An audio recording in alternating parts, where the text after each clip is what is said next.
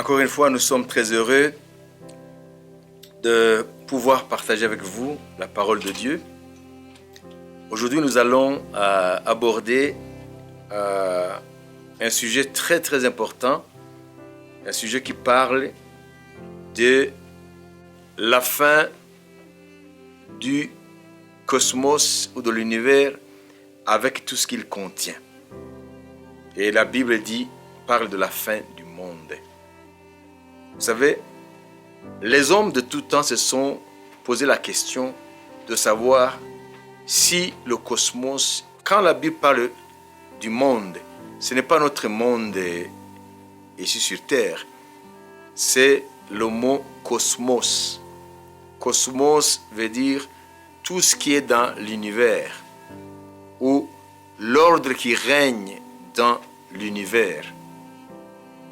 Ça veut dire, pour le grec, le monde c'est le cosmos, c'est-à-dire l'ordre dans l'univers, les étoiles, les galaxies, les planètes. Donc l'homme de tout temps s'est posé la question si le cosmos aura une fin. Et cela n'a pas seulement été l'objet de réflexion des philosophes ou des savants, même les scientifiques. Donc par exemple, Aristote, pour lui, le philosophe grec qui a vécu avant Jésus, lui, il affirmait que l'univers est statique et éternel. C'est-à-dire que l'univers n'a ni commencement ni fin. Donc il est statique, c'est-à-dire qu'il ne bouge pas et il est éternel. Et puis après, il y a eu d'autres philosophes qui ont aussi pensé, qui se sont donnés à l'étude de ce concept de l'univers. Qu'est-ce que c'est l'univers? Est-ce que l'univers a eu un commencement? Est-ce que l'univers aura une fin? Même les différentes croyances, les différentes religions aussi ont une certaine compréhension de l'univers.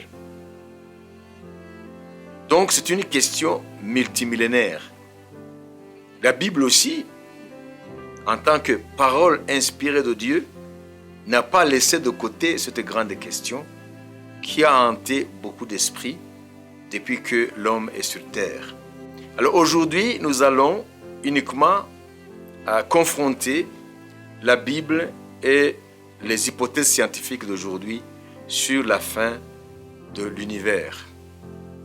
Vous savez, l'univers a eu un commencement. Aujourd'hui, c'est une certitude scientifique. La Bible aussi parle du commencement de l'univers.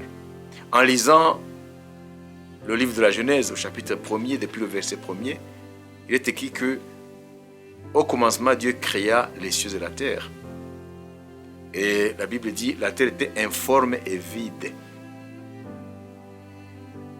Et c'était les ténèbres qui régnaient. Et l'Esprit de Dieu se mouvait au-dessus des eaux. Et Dieu dit que la lumière soit, et la lumière fut. Vous voyez, ça veut dire que la lumière a été le déclenchement du processus qui a amené l'univers matériel, l'univers visible à l'existence. Mais cela ne date pas de longtemps du côté des scientifiques pour arriver à cette certitude que l'univers des philosophes, le cosmos des philosophes qui était stable et éternel, cette conception des philosophes de l'univers a été battue en brèche par les découvertes récentes de la science dans le domaine de l'astrophysique, plus précisément dans le domaine de la cosmologie. Donc, avec les scientifiques tels que Hubble et les autres qui ont travaillé dans ce domaine-là, parce qu'il y en a beaucoup, Albert Einstein, ils sont arrivés à la certitude que l'univers a eu un commencement. Donc l'univers a une histoire. Pas seulement les choses qui sont dans l'univers, les galaxies. Rappelons qu'une galaxie est composée de plus de 100 000 milliards d'étoiles. Donc, une galaxie. Et nous savons que chaque étoile a autour d'elle des planètes qui gravitent autour. Donc, ces satellites. Alors, ce que nous devons savoir, c'est que avec la découverte de cette vérité par la science, que l'univers a eu un commencement, que un jour, au cours d'une émission, journaliste qui était avec un scientifique posa la question de savoir comment l'univers a commencé. Alors ce scientifique, en essayant d'expliquer le début de l'univers, en manquant les mots pour expliquer aux profanes, celui qui n'est pas scientifique, comment l'univers a commencé, tout simplement, le scientifique lâcha un mot. Je crois que c'est sur les antennes de la BBC, la télévision anglaise. Il a dit, ça a été un Big Bang. Ça veut dire un grand boom. Alors l'univers est venu à l'existence. En fait, il voulait dire que la lumière, une fois libérée de l'emprise de la soupe primordiale qui était composée d'un vide quantique, de l'énergie, et le couplage entre la lumière, les photons de lumière et la matière, les atomes, alors ce couplage faisait que la lumière était prisonnière parce que la lumière interagissait avec la matière. Il n'y avait pas moyen que la lumière puisse sortir. Alors quand la température qui était très élevée a baissé, alors il y a eu ce qu'on appelle le découplage. Donc la lumière a cessé d'interagir avec la matière, alors la lumière est sortie. Alors à partir de ce moment-là, la matière a commencé à se rapprocher, les éléments qui composent la matière, les particules élémentaires, jusqu'à la formation des atomes, des molécules, et plus tard la formation des étoiles, la formation des galaxies, la formation des planètes, jusqu'à la formation ou à la création de la vie sur notre planète. Bref, l'univers a eu un commencement, c'est une vérité établie par la science. Cela confirme aussi la Bible, ce qu'elle dit dans le livre de la Genèse, que la lumière a été le début de la formation de l'univers que nous observons. Et les lois physiques ont commencé à organiser la matière, et plus tard, les lois de la chimie ont commencé à structurer la matière, différents éléments de la matière, et plus tard, la biologie aussi, les lois de la biologie sont entrées en jeu pour que on passe de la matière inerte à la matière vivante. Ça veut dire l'arrivée du vivant, et parmi le vivant, l'être humain, un être qui pense, une conscience. Alors, ce que nous voulons dire ici, et aujourd'hui, il n'y a plus de confrontation, il n'y a plus d'antagonisme entre la science et la Bible sur le commencement de l'univers. Alors maintenant, quid de la fin de l'univers? Qu'en est-il de la fin de l'univers? Est-ce que l'univers aura une fin? Qu'est-ce que la science dit? Qu'est-ce que la Bible dit à propos de la fin de l'univers? Alors ici, nous allons lire la deuxième épître de Pierre, au chapitre 3. Nous allons lire au verset 1 à 7. Voici déjà, bien-aimés, la seconde lettre que je vous écris. Dans l'une et dans l'autre, je cherche à éveiller par des avertissements votre saine intelligence, afin que vous vous souveniez des choses annoncées d'avance par les saints prophètes et du commandement du Seigneur et Sauveur enseigné par vos apôtres, sachant avant tout que dans les derniers jours, il viendra des moqueurs avec leur raillerie, mais marchant selon leur propre convoitise, et disant où est la promesse de son avènement, car depuis que les pères sont morts, tout demeure comme dès le commencement de la création. Ils veulent ignorer en effet que des cieux existèrent tout autrefois par la parole de Dieu, de même qu'une terre tirée de l'eau est formée au moyen de l'eau, et que par ces choses, le monde d'alors périt, submergé par l'eau.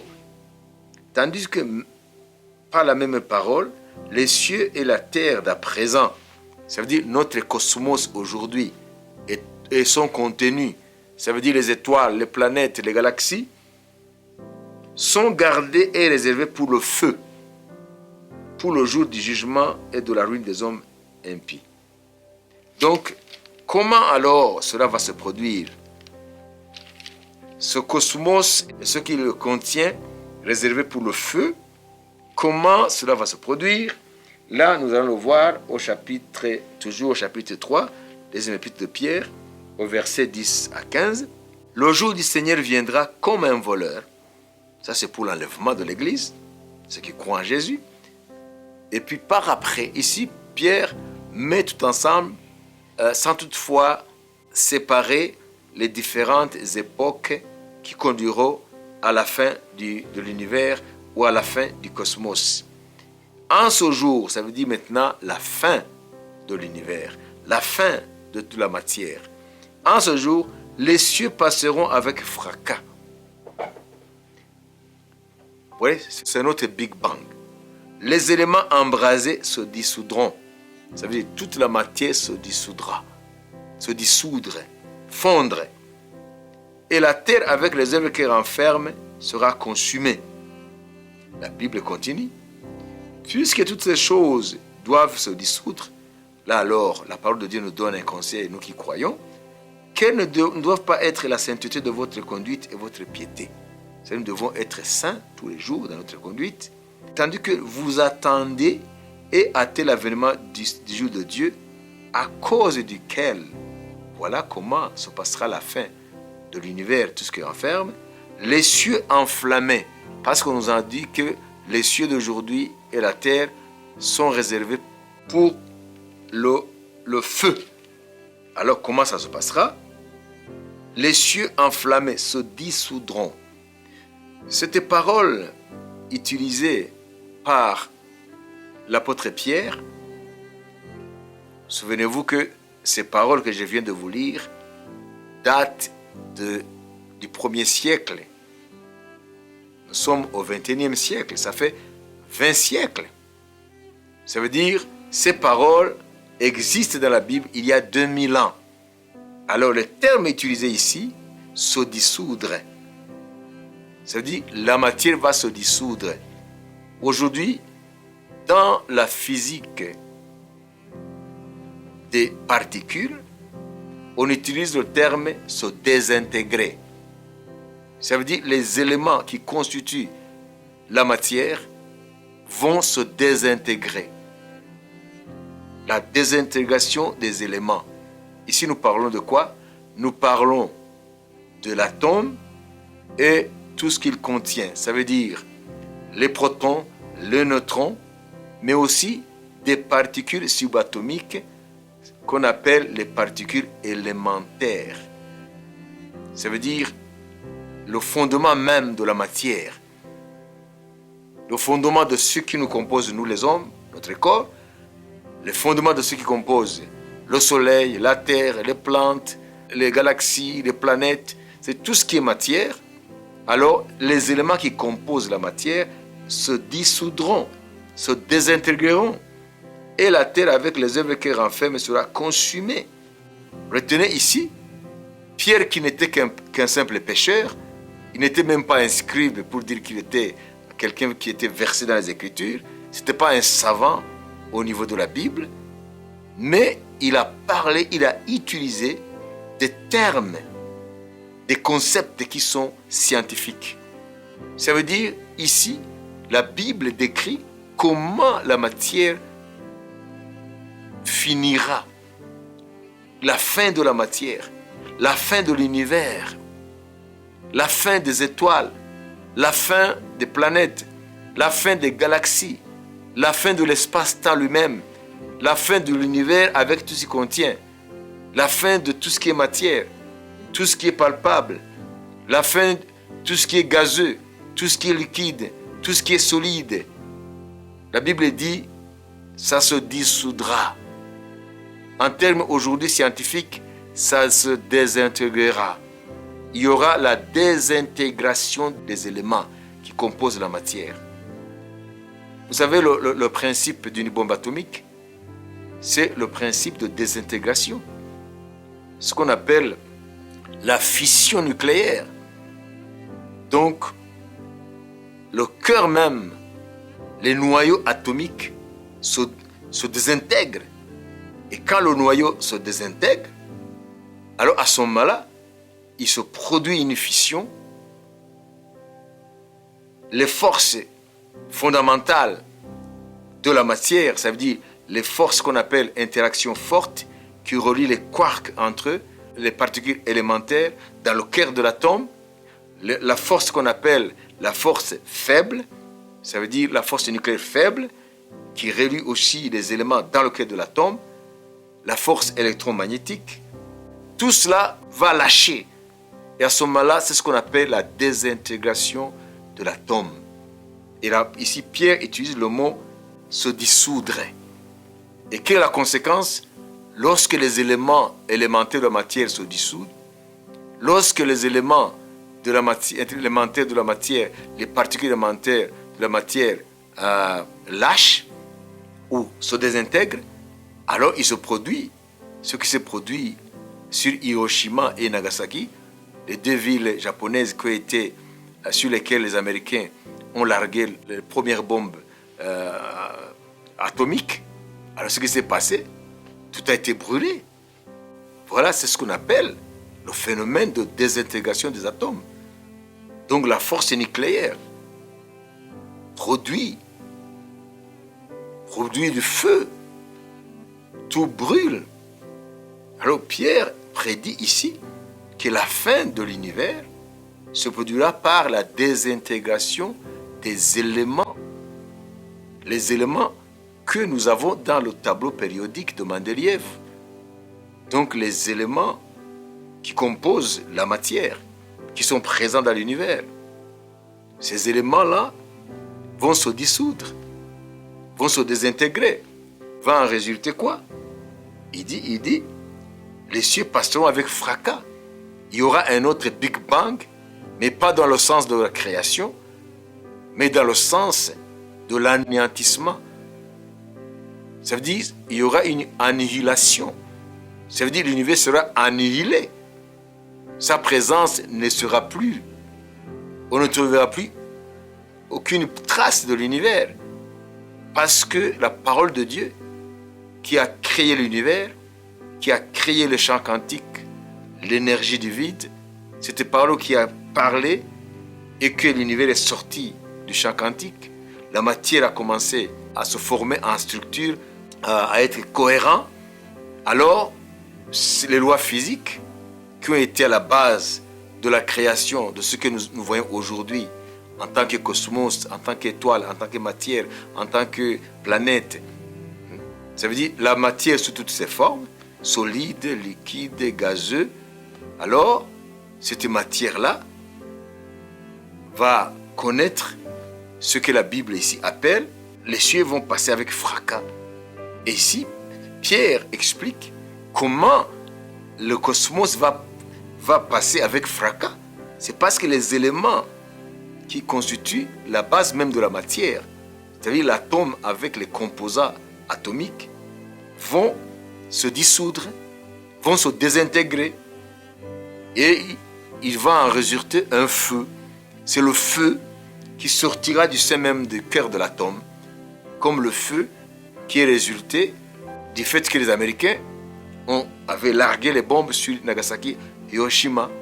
Donc, les atomes, en se désintégrant, ça veut dire par la fission atomique, alors un noyau qu'on casse par des processus nucléaires en physique, ça s'appelle la fission. Il y a toujours un dégagement d'énergie, un dégagement de, qui dit énergie, dit chaleur, feu. Donc ici, la Bible parle d'un langage scientifique. Il y a 2000 ans, avant que la science découvre la puissance de l'atome, la Bible ici, dans 2 Pierre, chapitre 3, depuis le verset 10 jusqu'au verset 15, on nous parle maintenant de phénomènes scientifiques, physiques. Ici, nous sommes en direct dans un laboratoire où on expérimente les phénomènes physiques au niveau atomique. Aujourd'hui, la science maintenant nous établit comme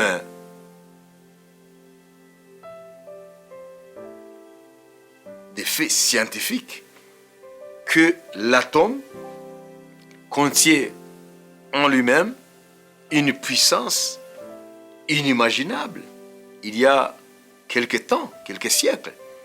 Donc l'atome, chez les Grecs, le mot atomos, atome, ça signifie indivisible. Ça veut dire que c'est le plus petit élément de la matière qu'on ne peut pas diviser, insécable. Et maintenant, la science nous présente un autre atome maintenant, l'atome réel dans la matière, qui est contraire à l'atome, qui est différent de l'atome grec. Ça veut dire l'atome n'est plus insécable. L'atome maintenant, c'est la petite partie de la matière, mais qui elle-même a d'autres composantes plus petites que lui. Et il y a le monde subatomique. Nous avons les protons, les neutrons. En deçà des protons et des neutrons, il y a les quarks. Donc aujourd'hui, nous savons par la Bible que l'univers a une fin, aura une fin, et la Bible ne parle pas dans le flou. La Bible précise comment l'univers finira. Dieu va travailler au niveau du cœur de l'atome, au niveau du noyau de l'atome, et c'est là où Dieu va agir.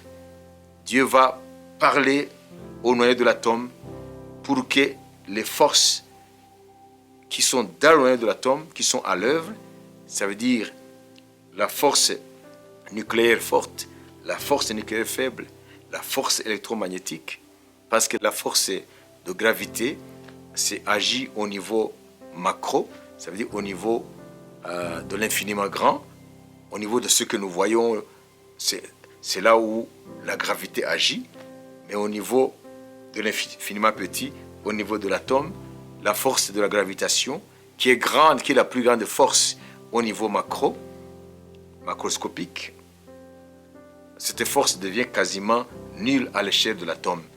Alors, les 4 forces fondamentales de l'univers, c'est la gravité qui agit au niveau, à l'échelle de l'univers, à l'échelle de ce que nous voyons. Nous sommes sur la Terre à cause de la force gravitationnelle. Nous sommes attirés au centre de la Terre par la gravité. À moins que nous ayons une vitesse qui dépasse 11 km par seconde, que les scientifiques appellent la force de libération, ou la force d'évasion, ou la force d'échappement. C'est là nous pouvons nous échapper de la Terre et partir à l'infini. Mais ce n'est pas possible pour avoir 11 km par seconde de vitesse. C'est pour cela que nous sommes maintenus sur la Terre. Tout objet massif, tout objet ayant une masse ne peut pas échapper à l'attraction de l'astre autour duquel l'objet est placé. Donc pour nous, la Terre nous attire, nous ne pouvons pas échapper, à moins que nous ayons une force qui nous propulse à 11 km par seconde. Alors cette force-là, nous ne l'avons pas. C'est pourquoi nous sommes prisonniers de la force de la gravitation de la Terre. Mais alors ici, la Bible nous dit, à part la gravité, il y a des forces, 3 forces fondamentales qui agissent au niveau d'un infiniment petit, au niveau de l'atome. Ce sont les 3 forces que je viens de citer. Alors Dieu va agir au niveau de ces 3 forces-là. Dieu va parler à l'atome et les éléments fondamentaux de l'atome, les particules élémentaires de l'atome vont lâcher. Et à ce moment-là, va se produire ce qui s'est produit sur Hiroshima et Nagasaki. Donc il y aura une explosion. Et cette explosion-là va brûler tout ce qui est matière. L'univers va s'enflammer et tout ce qu'il contient. C'est ça la révélation de la Bible sur la fin de l'univers. Alors, qu'en est-il chez les scientifiques? La science parle de 5 hypothèses de la fin de l'univers. Ce qu'il faut retenir, c'est que pour les scientifiques, la fin de l'univers, c'est une certitude. Depuis que la science a pu parvenir à établir la vérité scientifique qui vient confirmer la vérité divine sur le commencement de l'univers, parce qu'avant il y avait cette question, est-ce que l'univers a eu un commencement? Je vous ai dit qu'au temps d'Aristote, le philosophe grec et d'autres, dans l'Antiquité, l'univers était statique et éternel, immuable. Mais depuis que la science, à partir de l'année 1905, la science qualifie d'année miraculeuse, parce que c'est à partir de 1905, avec les Albert Einstein et les autres, que la science a commencé à faire des pas de géant dans les recherches scientifiques. Avant, la science arrivait à des prouesses avec les Galilée, avec les Copernic, avec les Newton, avec les Maxwell. Oui, la France faisait des progrès. Mais à partir de 1905, les découvertes ont accéléré. Ça veut dire les grandes découvertes que nous avons aujourd'hui, qui transforment aujourd'hui la vie sur notre planète, avec Internet, avec les satellites artificiels qu'on place dans l'espace, avec tout ce que nous avons aujourd'hui comme technologie. C'est à partir de 1905 que les grandes découvertes ont eu lieu. Et parmi ces grandes découvertes, avec Hubble par exemple, avec Planck et les autres, avec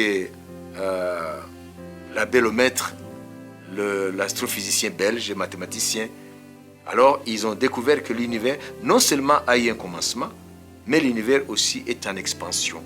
Ça veut dire qu'il n'est pas statique, il est en expansion. Ils ont découvert que l'univers est en expansion. Il y a une énergie mystérieuse qu'ils appellent aujourd'hui énergie noire, qui fait que l'univers est en expansion. Ça veut dire les galaxies se fuient les unes des autres.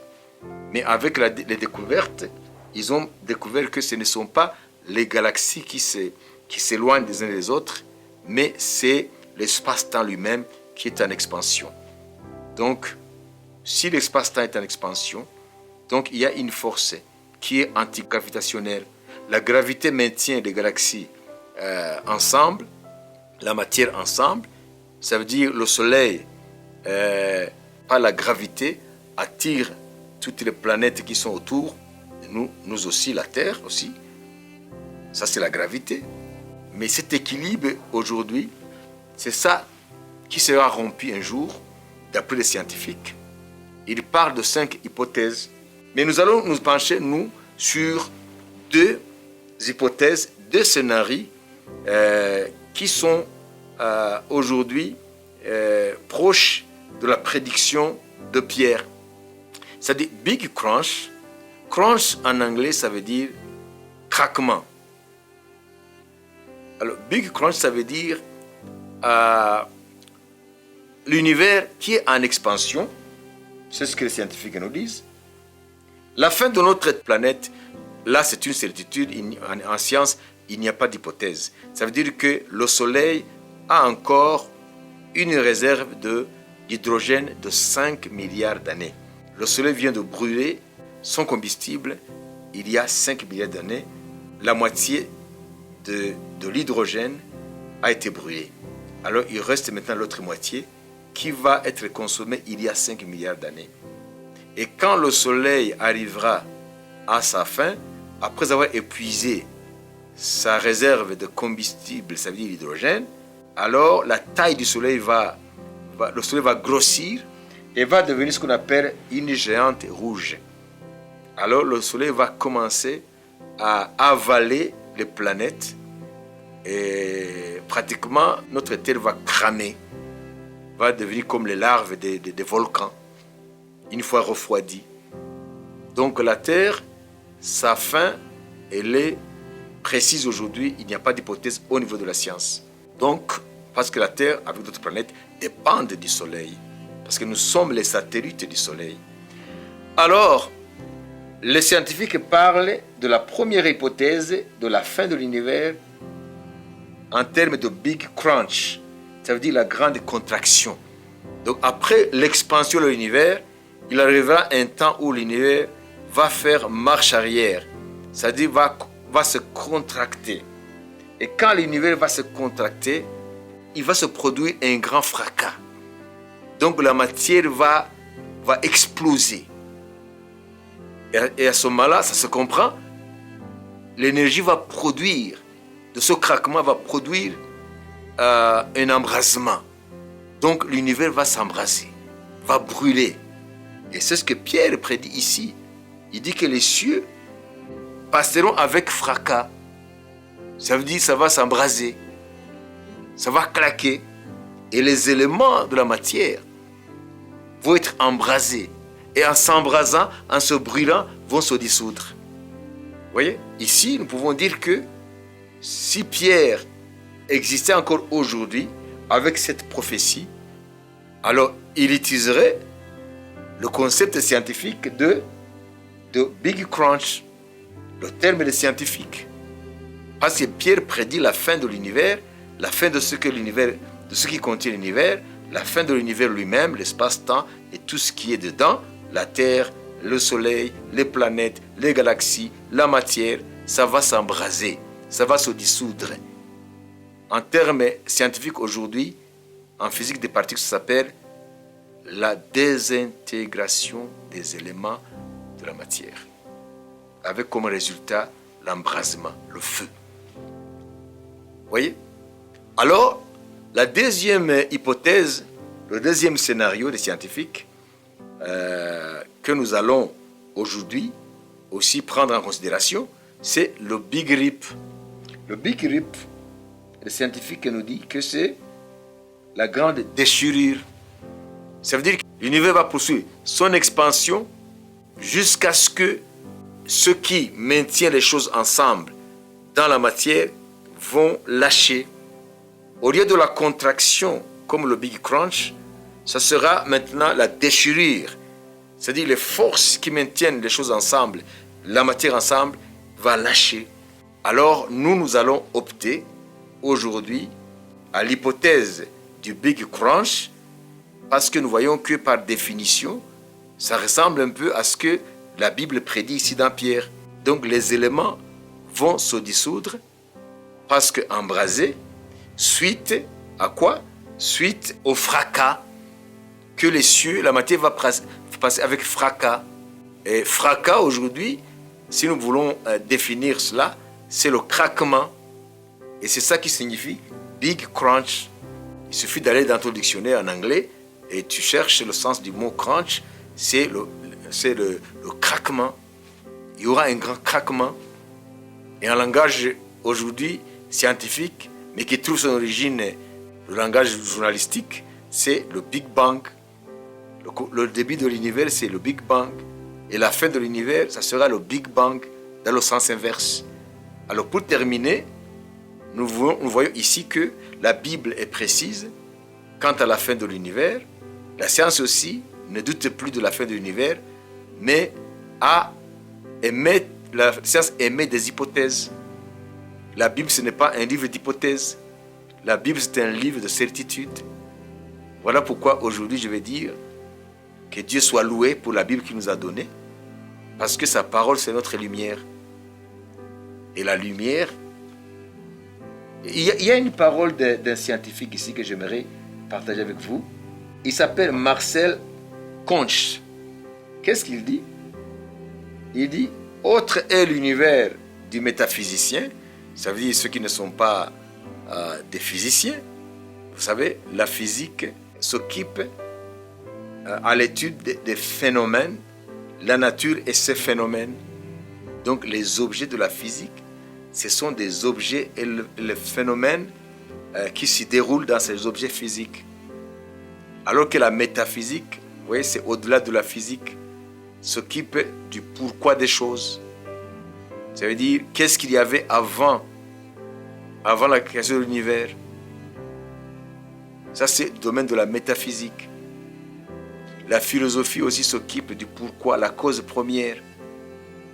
Alors ici, il dit, autre est l'univers du métaphysicien, autre est l'univers du savant, le scientifique. Quand le scientifique parle de l'univers, il ne parle pas de la même approche que le philosophe ou le métaphysicien a de l'univers. Mais Marcel continue en disant, malgré cela, même s'il y a l'opposition entre l'univers du savant et l'univers du métaphysicien, ou même du philosophe, il dit, cela n'empêche que lorsqu'ils entrent en collision, ces deux univers, l'univers du savant, du physicien, et l'univers du métaphysicien, lorsqu'ils entrent en collision, cela fait des étincelles. Vous comprenez?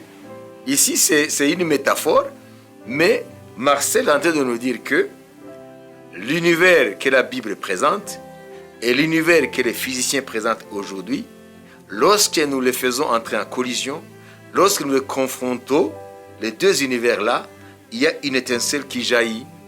Et vous savez, au choc des idées, jaillit la lumière. C'est ce qu'on nous dit. Ça veut dire aujourd'hui, dans ce partage, j'ai voulu confronter l'univers des physiciens et l'univers de la Bible. Ça veut dire l'approche, ce que la Bible dit à propos de la fin de l'univers et ce que la science, à l'état actuel des connaissances que nous avons de la science, l'univers que les scientifiques nous présentent aujourd'hui, quant à leur fin, nous voyons que les deux approches se rejoignent. C'est-à-dire la Bible prédit la fin de l'univers et comment ça se passera. Et la science aujourd'hui nous prédit aussi la fin de l'univers, mais la science est dubitative. La science n'émet que des hypothèses sur le comment. Mais la fin de l'univers, c'est une certitude pour la science et aussi pour la Bible. Mais la science aujourd'hui est dans le comment. La science présente des hypothèses, des scénarios, différents scénarios, mais la certitude c'est que aussi bien la science que la Bible, la fin de l'univers, c'est une certitude. Alors nous voulons aujourd'hui vous dire que la Bible a prédit la fin de l'univers, mais aussi le comment cette fin arrivera. Alors aujourd'hui, je vais terminer par l'exhortation de Pierre. La fin de l'univers, ce n'est plus une question. La Bible l'a annoncé il y a 2000 ans à travers les prophéties de Pierre. Ici, alors, Pierre, après avoir abordé la fin de l'univers et tout ce qu'il contient, maintenant, il s'adresse aux croyants, il s'adresse à ceux qui ont la foi, en disant, puisque ces choses passeront, comme c'est prédit par la Bible, quelle ne doit pas être la sainteté de votre conduite? Vous devez vous conduire avec sainteté. Parce que le Dieu en qui vous croyez, Jésus qui vous a appelé des ténèbres à la lumière, il est saint. Il faut que vous aussi vous soyez saints. Comme sa parole le dit, soyez saints dans votre conduite tous les jours comme moi, le Seigneur, je suis saint. Et Pierre continue en disant, nous attendons, nous, parce que les cieux et la terre passeront de la manière dont la Bible l'a annoncé.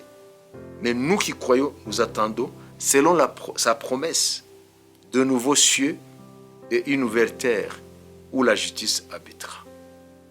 Et nous avons la promesse que Dieu créera de nouveaux cieux et une nouvelle terre, et c'est là où nous serons, nous les croyants. Et là, il n'y aura plus de présence de péché, parce que Satan, ses démons, les anges déchus, et tous les hommes qui ont suivi Satan, qui n'ont pas obéi à la vérité, alors ils seront avec Satan et ses démons dans le feu éternel. Mais nous qui croyons, nous serons dans ces nouveaux cieux et dans cette nouvelle terre où la justice habitera. Il n'y aura plus de présence de péché, il n'y aura plus de présence, parce que le péché par définition, c'est la rébellion contre Dieu. C'est manquer le but que Dieu nous a fixé en nous créant. Alors, l'apôtre Pierre nous exhorte en disant, c'est pourquoi, bien-aimés, en attendant ces choses, appliquez-vous à être trouvés par lui, sans tache et irrépréhensible dans la paix. Croyez que la patience de notre Seigneur est votre salut, comme notre bien-aimé frère Paul vous l'a aussi écrit, selon la sagesse qui lui a été donnée. Donc, vous voyez, nous qui croyons, nous devons avoir une conduite, un comportement qui est différent de ceux qui ne croient pas. La Bible nous dit, l'insensé dit en son cœur, il n'y a point de Dieu. C'est pourquoi les hommes qui n'ont pas la foi, ils ne vivent que par leur sens physique, Ce qu'il ne voit pas avec les yeux, ça n'existait pas. C'est pour cela qu'il nie l'existence même de Dieu, alors que Dieu est omniprésent et il se révèle à travers même la création. Alors, chers frères et sœurs, que ce petit voyage à travers la Bible et chez les scientifiques nous aide aujourd'hui à ce que nous puissions ranimer la flamme de notre foi afin que notre foi brille au sein des ténèbres qui envahissent aujourd'hui le monde, les ténèbres du péché, les ténèbres de la dissolution, de la corruption, les ténèbres de la dégénérescence morale, les ténèbres du péché qui couvrent les nations, afin qu'aujourd'hui nous puissions laisser notre foi en Dieu briller pour éclairer tous ceux qui sont dans les ténèbres, afin qu'eux aussi puissent recevoir l'étincelle de la connaissance du vrai Dieu. Que Dieu vous bénisse.